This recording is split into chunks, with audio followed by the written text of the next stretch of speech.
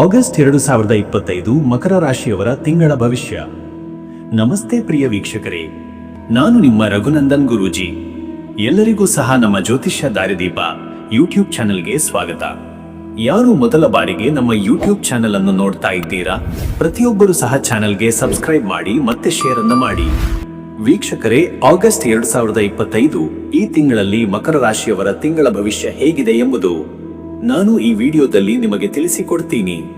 ವಿಡಿಯೋವನ್ನು ಪೂರ್ತಿಯಾಗಿ ನೋಡಿ. ವೀಕ್ಷಕರೇ, ಆಗಸ್ಟ್ 2025 ತಿಂಗಳು ಮಕರ ರಾಶಿಯವರಿಗೆ ಜವಾಬ್ದಾರಿ, ಕಠಿಣ ಪರಿಶ್ರಮ ಮತ್ತು ಹೊಸ ಅವಕಾಶಗಳ ಸಮಯವಾಗಿದೆ. ಈ ತಿಂಗಳಲ್ಲಿ ನೀವು ನಿಮ್ಮ ವೃತ್ತಿ ಜೀವನ ಮತ್ತು ವೈಯಕ್ತಿಕ ಜೀವನದಲ್ಲಿ ಸ್ಥಿರತೆಯನ್ನು ಸಾಧಿಸಲು ಪ್ರಯತ್ನಿಸುತ್ತೀರಿ. ಹಳೆಯ ಸಮಸ್ಯೆಗಳನ್ನು ಪರಿಹರಿಸಲು ಮತ್ತು ಹೊಸ ಯೋಜನೆಗಳಿಗೆ ಅಡಿಪಾಯ ಹಾಕಲು ಇದು ಸೂಕ್ತ ಸಮಯ. ಈ ವೇಳೆಗೆ ನಿಮ್ಮ ರಾಶಿಯಲ್ಲಿ ಇರುವ ಶನಿ ಗ್ರಹವು ನಿಮ್ಮಲ್ಲಿ ಶಿಸ್ತು ಮತ್ತು ಸಮರ್ಪಣಾ ಭಾವವನ್ನು ಹೆಚ್ಚಿಸುತ್ತದೆ. ಈ ಶಕ್ತಿಯನ್ನು ಸರಿಯಾಗಿ ಬಳಸಿಕೊಂಡರೆ ನೀವು ಯಾವುದೇ ಕಷ್ಟಕರ ಗುರಿಯನ್ನು ಸಾಧಿಸಬಲ್ಲಿರಿ. ಆದರೆ ಈ ಶಕ್ತಿಯು ಅತಿಯಾದಾಗ ಒತ್ತಡ, ನಿರಾಸಕ್ತಿ ಅಥವಾ ಅನಗತ್ಯ ಜವಾಬ್ದಾರಿಗಳಿಗೆ ಕಾರಣವಾಗಬಹುದು. ಆದ್ದರಿಂದ ಈ ತಿಂಗಳಲ್ಲಿ ನೀವು ನಿಮ್ಮ ಕೆಲಸ ಮತ್ತು ವಿಶ್ರಾಂತಿ ನಡುವೆ ಸಮತೋಲನ ಕಾಯ್ದುಕೊಳ್ಳುವುದು ಅತ್ಯಗತ್ಯ. ವೀಕ್ಷಕರೇ, ನಿಮ್ಮ ಗ್ರಹಗತಿಗಳ ವಿಚಾರಕ್ಕೆ ಬಂದರೆ, ಈ ತಿಂಗಳಲ್ಲಿ ಶನಿದೇವರು ನಿಮ್ಮ ರಾಶಿಯಲ್ಲಿ ಇರುವುದರಿಂದ ನಿಮ್ಮ ವ್ಯಕ್ತಿತ್ವದಲ್ಲಿ ಸ್ಥಿರತೆ, ಗಂಭೀರತೆ ಮತ್ತು ಶಿಸ್ತು ಹೆಚ್ಚಾಗುತ್ತದೆ. ನಿಮ್ಮ ಕಠಿಣ ಪರಿಶ್ರಮ ಮತ್ತು ಬದ್ಧತೆಗೆ ತಕ್ಕ ಫಲಿತಾಂಶಗಳು ದೊರೆಯುವ ಸಾಧ್ಯತೆಗಳಿವೆ. ಬೃಹಸ್ಪತಿಯು ನಿಮ್ಮ 11ನೇ ಲಾಭ ಭಾವದಲ್ಲಿ ಸ್ಥಿತನಾಗಿದ್ದು ನಿಮ್ಮ ಆರ್ಥಿಕ ಸ್ಥಿತಿಯನ್ನು ಬಲಪಡಿಸುತ್ತಾನೆ ಮತ್ತು ಲಾಭದಾಯಕ ಅವಕಾಶಗಳನ್ನು ಸೃಷ್ಟಿಸುತ್ತಾನೆ. ಹಳೆಯ ಸ್ನೇಹಿತರು ಅಥವಾ ಸಾಮಾಜಿಕ ಸಂಪರ್ಕಗಳಿಂದ ಸಹಾಯ ಸಿಗಬಹುದು. ಸೂರ್ಯನು ತಿಂಗಳ ಮೊದಲ ಭಾಗದಲ್ಲಿ ನಿಮ್ಮ 8ನೇ ಭಾವದಲ್ಲಿದ್ದು ಆಂತರಿಕ ಪರಿವರ್ತನೆ, ಸಂಶೋಧನೆ ಮತ್ತು ಆರ್ಥಿಕ ಯೋಜನೆಗಳ ಕಡೆಗೆ ನಿಮ್ಮ ಗಮನ ಸೆಳೆಯುತ್ತಾನೆ. ಆಗಸ್ಟ್ 16ರ ನಂತರ ಸೂರ್ಯನು ಸಿಂಹ ರಾಶಿಗೆ ಪ್ರವೇಶಿಸಿ ನಿಮ್ಮ 9ನೇ ಭಾಗ್ಯ ಭಾವದ ಮೂಲಕ ಉನ್ನತ ಶಿಕ್ಷಣ, ಆಧ್ಯಾತ್ಮಿಕ ಚಟುವಟಿಕೆಗಳು ಮತ್ತು ದೂರ ಪ್ರಯಾಣಕ್ಕೆ ಅನುಕೂಲಕರ ವಾತಾವರಣವನ್ನು ಸೃಷ್ಟಿಸುತ್ತಾನೆ. ಬುಧನು ಕೂಡ ಸಿಂಹದಲ್ಲಿ ಇರುವುದರಿಂದ ನಿಮ್ಮ ನಿರ್ಧಾರಗಳಲ್ಲಿ ಸ್ಪಷ್ಟತೆ ಮತ್ತು ವಿಶ್ಲೇಷಣಾತ್ಮಕ ಸಾಮರ್ಥ್ಯ ಹೆಚ್ಚುತ್ತದೆ. ಮಂಗಳನು ನಿಮ್ಮ 12ನೇ ವೆಚ್ಚ ಭಾವದಲ್ಲಿರುವುದರಿಂದ ನಿಮ್ಮ ಶಕ್ತಿ ಮತ್ತು ಚೈತನ್ಯವು ಅನಿರೀಕ್ಷಿತ ಖರ್ಚುಗಳು ಅಥವಾ ಗುಪ್ತ ಚಟುವಟಿಕೆಗಳ ಕಡೆಗೆ ಹರಿಯಬಹುದು. ಅನಗತ್ಯ ವೆಚ್ಚಗಳನ್ನು ನಿಯಂತ್ರಿಸುವುದು ಮುಖ್ಯ. ಇದು ಆಧ್ಯಾತ್ಮಿಕ ಅಥವಾ ವಿದೇಶಿ ಪ್ರಯಾಣಕ್ಕೆ ಉತ್ತಮ ಸಮಯವಾಗಬಹುದು. ಆದರೆ ರಾಹು ನಿಮ್ಮ 4ನೇ ಸುಖ ಭಾವದಲ್ಲಿರುವುದರಿಂದ ಕುಟುಂಬದ ಶಾಂತಿ ಅಥವಾ ಆಸ್ತಿ ಸಂಬಂಧಿತ ವಿಷಯಗಳಲ್ಲಿ ಕೆಲವು ಗೊಂದಲಗಳು ಉಂಟಾಗಬಹುದು. ತಾಳ್ಮೆ ಮತ್ತು ಸಮಾಧಾನದಿಂದ ವರ್ತಿಸುವುದು ಯಶಸ್ಸಿಗೆ ಮುಖ್ಯವಾಗಿದೆ. ಮತ್ತೆ ವೀಕ್ಷಕರೇ, ಆಗಸ್ಟ್ ತಿಂಗಳಲ್ಲಿ ಮಕರ ರಾಶಿಯವರ ಕೆಲಸದ ವಿಚಾರದ ಬಗ್ಗೆ ನೋಡಿದರೆ, ಆಗಸ್ಟ್ ತಿಂಗಳಲ್ಲಿ ಮಕರ ರಾಶಿಯವರು ಉದ್ಯೋಗ ಕ್ಷೇತ್ರದಲ್ಲಿ ಜವಾಬ್ದಾರಿ, ಕಾರ್ಯಕ್ಷಮತೆ ಮತ್ತು ಗುರುತಿಸುವಿಕೆಯ ಮಿಶ್ರಣವನ್ನು ಎದುರಿಸಬೇಕಾಗಬಹುದು. ಶನಿಯ ಪ್ರಭಾವದಿಂದ ನಿಮ್ಮಲ್ಲಿ ಶಿಸ್ತು ಮತ್ತು ಸಮರ್ಪಣಾ ಭಾವ ಹೆಚ್ಚಾಗುತ್ತದೆ. ಇದು ನಿಮ್ಮ ಕಾರ್ಯಕ್ಷಮತೆಯನ್ನು ಸುಧಾರಿಸುತ್ತದೆ. ಈ ಸಮಯದಲ್ಲಿ ನಿಮ್ಮ ಪ್ರಾಮಾಣಿಕತೆ ಮತ್ತು ನಿಷ್ಠೆ ನಿಮಗೆ ಉತ್ತಮ ಸ್ಥಾನಮಾನವನ್ನು ತಂದುಕೊಡಬಹುದು. ಬಡ್ತಿ ಅಥವಾ ಪ್ರಗತಿಗಾಗಿ ಎದುರು ನೋಡುತ್ತಿರುವವರಿಗೆ ಈ ತಿಂಗಳು ಕೆಲವು ಸ್ಪಷ್ಟತೆಗಳು ದೊರೆಯುವ ಸಾಧ್ಯತೆ ಇದೆ. ಮಧ್ಯಮ ಹಂತದ ಉದ್ಯೋಗಿಗಳಿಗೆ ಹೊಸ ಯೋಜನೆಗಳ ಜವಾಬ್ದಾರಿ ವಹಿಸುವ ಅವಕಾಶ ದೊರೆಯಬಹುದು. ಕೆಲವರಿಗೆ ಕೆಲಸದ ಸ್ಥಳದಲ್ಲಿ ಬದಲಾವಣೆ ಅಥವಾ ಹೊಸ ಪಾತ್ರ ದೊರೆಯಬಹುದು. ದೀರ್ಘಕಾಲ ಒಂದೇ ಸಂಸ್ಥೆಯಲ್ಲಿ ಸೇವೆ ಸಲ್ಲಿಸುತ್ತಿರುವವರಿಗೆ ಮೇಲಧಿಕಾರಿಗಳ ವಿಶ್ವಾಸ ಇನ್ನಷ್ಟು ಬಲಗೊಳ್ಳುತ್ತದೆ. ತರಬೇತಿ ಕಾರ್ಯಕ್ರಮಗಳು, ಅಧಿಕೃತ ಭೇಟಿಗಳು ಅಥವಾ ಕಾರ್ಯಾಗಾರಗಳ ಮೂಲಕ ನಿಮ್ಮ ವೃತ್ತಿಪರ ಕೌಶಲ್ಯಗಳನ್ನು ಹೆಚ್ಚಿಸಿಕೊಳ್ಳಲು ಇದು ಸೂಕ್ತ ಸಮಯ. ಸಹೋದ್ಯೋಗಿಗಳೊಂದಿಗೆ ಉತ್ತಮ ಸಹಕಾರ ಮತ್ತು ಸಂವಹನವು ಪ್ರಗತಿಗೆ ಸಹಕಾರಿ. ತಿಂಗಳ ಮಧ್ಯಭಾಗದಲ್ಲಿ ವಿದೇಶಕ್ಕೆ ಸಂಬಂಧಿಸಿದ ಕೆಲಸದ ಅವಕಾಶಗಳು ಅಥವಾ ದೂರದ ಯೋಜನೆಗಳ ಕುರಿತು ಚರ್ಚೆಗಳು ನಡೆಯಬಹುದು.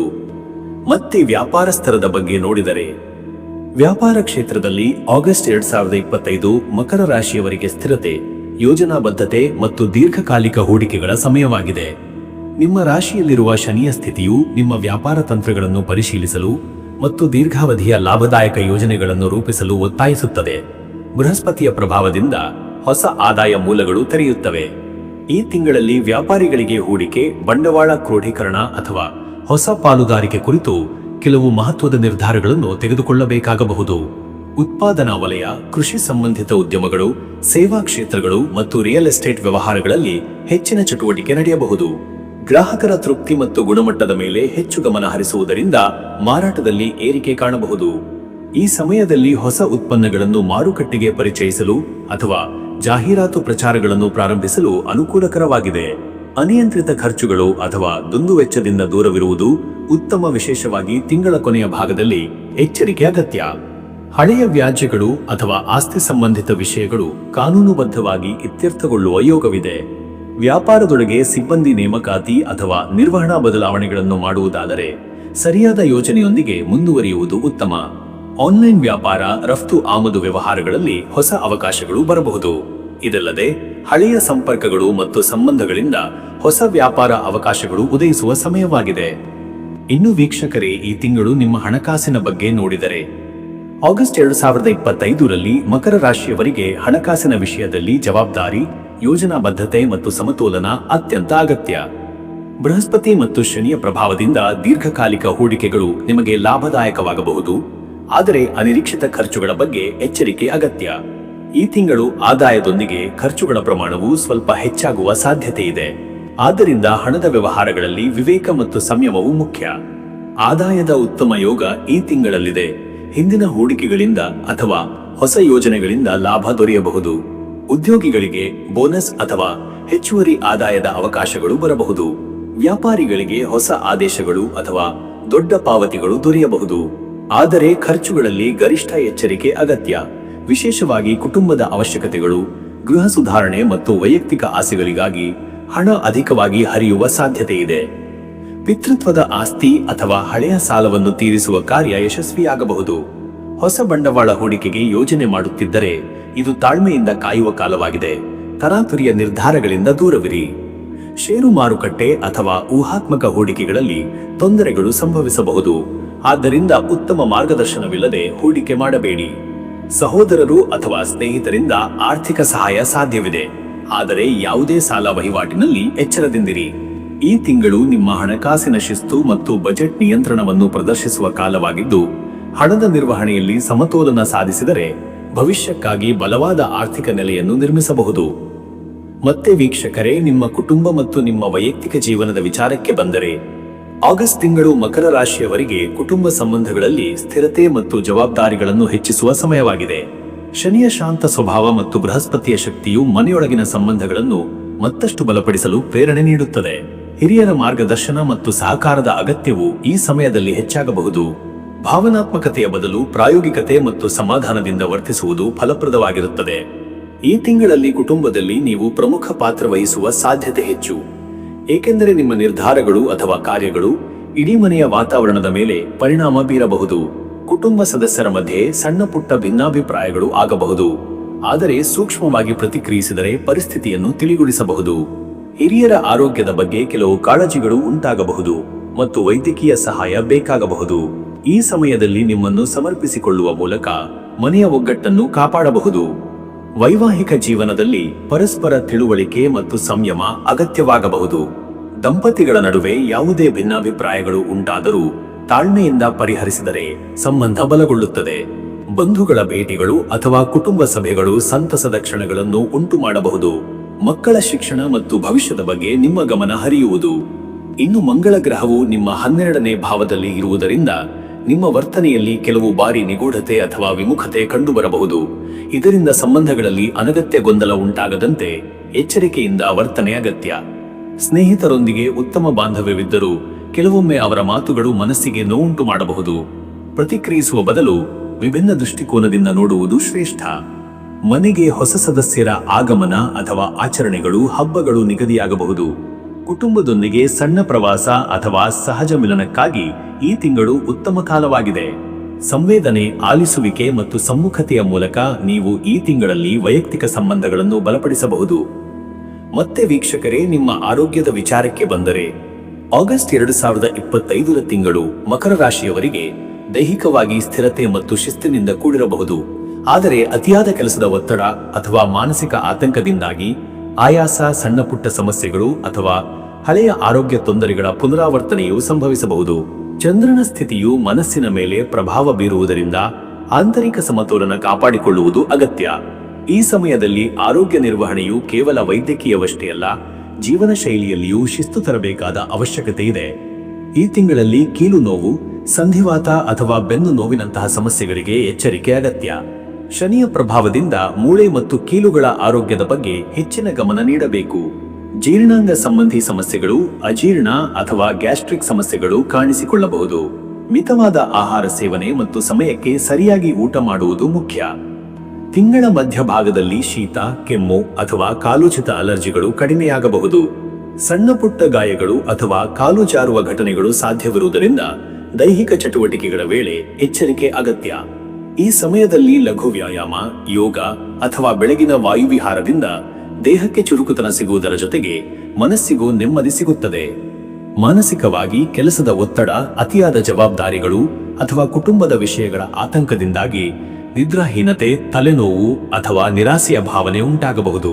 ಈ ಸಂದರ್ಭದಲ್ಲಿ ಆತ್ಮಾವಲೋಕನ, ಧ್ಯಾನ ಅಥವಾ ಶಾಂತ ಸಂಗೀತವನ್ನು ಕೇಳುವಂತಹ ಮನಃಶಾಂತಿಕರ ಕ್ರಿಯೆಗಳು ಅನುಕೂಲಕರವಾಗುತ್ತವೆ. ಆಹಾರದಲ್ಲಿ ಹೆಚ್ಚು ಜಂಕ್ ಫುಡ್, ಎಣ್ಣೆಯುಕ್ತ ಅಥವಾ ಅತಿಯಾದ ತಣ್ಣನೆಯ ಪದಾರ್ಥಗಳನ್ನು ಮಿತಿಗೊಳಿಸುವುದು ಉತ್ತಮ. ಮೂಳೆ, ಹಲ್ಲು ಮತ್ತು ಚರ್ಮ ಸಂಬಂಧಿತ ಅಂಗಾಂಗಗಳಲ್ಲಿ ಬಳಲುವ ಲಕ್ಷಣಗಳು ಕಾಣಿಸಬಹುದು. ಕ್ಯಾಲ್ಸಿಯಂ ಮತ್ತು ವಿಟಮಿನ್ ಡಿ ಸೇವನೆ ಹೆಚ್ಚಿಸುವುದು ಅತ್ಯಗತ್ಯ. ಹಿರಿಯ ಮಕರ ರಾಶಿಯವರು ಪ್ರತಿದಿನ ಸಣ್ಣ ಆರೋಗ್ಯ ತಪಾಸಣೆಗೆ ಗಮನ ನೀಡುವುದು ಉತ್ತಮ. ಇದೇ ಸಮಯದಲ್ಲಿ ಹಳೆಯ ಕಾಯಿಲೆಗಳ ನಿಯಂತ್ರಣ ಅಥವಾ ಔಷಧ ಚಿಕಿತ್ಸೆ ಫಲಕಾರಿಯಾಗಿ ಸಾಗುವುದು, ಆದರೆ ಔಷಧಿಗಳನ್ನು ನಿರ್ಲಕ್ಷ್ಯ ಮಾಡಬಾರದು. ಹೊಸ ರೋಗ ಲಕ್ಷಣಗಳು ಕಾಣಿಸಿದರೆ ತಡವಿಲ್ಲದೆ ವೈದ್ಯರನ್ನು ಸಂಪರ್ಕಿಸುವುದು ಒಳಿತು. ವೀಕ್ಷಕರೇ, ನೀವು ಆಗಸ್ಟ್ ತಿಂಗಳು ಆಧ್ಯಾತ್ಮಿಕ ಬೆಳವಣಿಗೆಗೆ ಶ್ರೇಷ್ಠ ಕಾಲವಾಗಬಹುದು. ಈ ತಿಂಗಳಲ್ಲಿ ನೀವು ನಿಮ್ಮ ಆತ್ಮ ಸಾಧನೆಗೆ, ಧ್ಯಾನ ಭಾವನೆಗಳಿಗೆ ಹೆಚ್ಚಿನ ಪ್ರಾಮುಖ್ಯತೆ ನೀಡುವ ಯೋಗವಿದೆ. ನಿಮ್ಮ ಒಳಗಿನ ಶಕ್ತಿ ಮತ್ತು ಶಾಂತಿಯನ್ನು ನೀವು ಗಂಭೀರವಾಗಿ ಅರಿಯುವ ಹಂತಕ್ಕೆ ಬರುತ್ತೀರಿ. ಇನ್ನೊಬ್ಬರ ಮಾತಿಗೆ ಹೆಚ್ಚು ಪರಿಣಾಮವಾಗಬಾರದು ಎಂಬ ಧಾರ್ಮಿಕ ಧೈರ್ಯ ಬೆಳೆಯಬೇಕು. ನಿಮ್ಮ ನಂಬಿಕೆಯೇ ನಿಮ್ಮ ಶಕ್ತಿಯ ಮೂಲವಾಗಿರುತ್ತದೆ. ನಿಮ್ಮ ಮನಸ್ಸು ಗಡಿಬಿಡಿಯಾದರೂ ದೇವತೆಯ ಆರಾಧನೆಯು ಅದಕ್ಕೆ ಔಷಧಿಯಾಗಬಹುದು.